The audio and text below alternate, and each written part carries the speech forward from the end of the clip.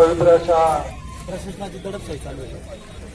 महाराष्ट्राचं दैवत छत्रपतींच्या पाऊस शेतकऱ्यांचा आवाज आला होता.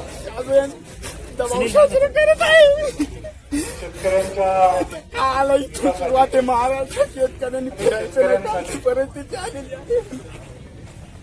होऊ घातलेलं हे कांदा आंदोलन 100-150 पोलीस विचारतात तू माल घालून तर आला का, तुला आज आपण invitation दिलं कोणी?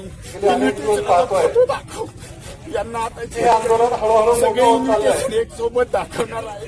निवडणुकांचा एका काळ एकाला संपलाय, बाजूला कांदा घेऊन काढणीचा काळ दबाव संपत चाललाय. टाकण्याचं काय कारण? या महाराष्ट्रामध्ये आम्ही काही तलवारी घेऊन आलो का, पिस्तूल घेऊन आलो का, आम्ही काय घेऊन आलो, कांदे घेऊन आलो, त्याला इतकं थांबण्याचं काय कारण आहे? कांद्याचा बाजारभाव जर पाहिला म्हणजे महाराष्ट्रात शेतकऱ्यांनी जगावंच नाही असं यांचं धोरण दिसतंय.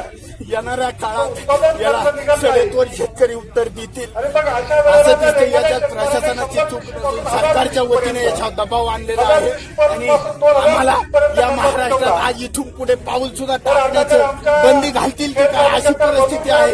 आम्हाला अटक करून आत टाकतील की काय अशी परिस्थिती आहे. तू येथे बोलू नको, तू तिकडे जाऊन बोल, इथे उभा राहू नको, तू तिकडे जा. म्हणजे ही कुठली दंडीशाही आहे? आम्ही आमच्या भावना नेमकं मांडायचं तरी कुठलं? अशी परिस्थिती या महाराष्ट्रामध्ये झालेली आहे. कांदा 50 पैशापासून 5 रुपये किलो पर्यंत विकतो. ते प्रशासनाला दिसत नाही. प्रशासनाला काय दिसतंय? तू मास्क घालून आला, तू नगर जिल्ह्यातून इथं का आला? मी खत मारायला आलो या ठिकाणी का माझा कांदा 50 पैशांनी विकतोय म्हणून आलो? तुला इन्व्हिटेशन कोणी दिलं? हे प्रश्न विचारण्याचं यांचं काम आहे का? हे प्रश्न माझा या प्रशासनाला आहे. इथं तर काय आहे?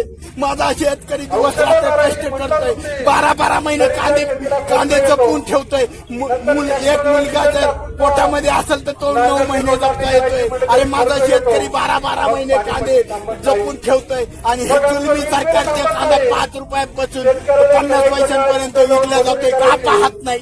आणि हे किरकोळ गोष्ट का पाहतोय? आपल्या हा मोठा मुलाचं प्रश्न शिक्षण आहे. पूर्ण करायचं कसं?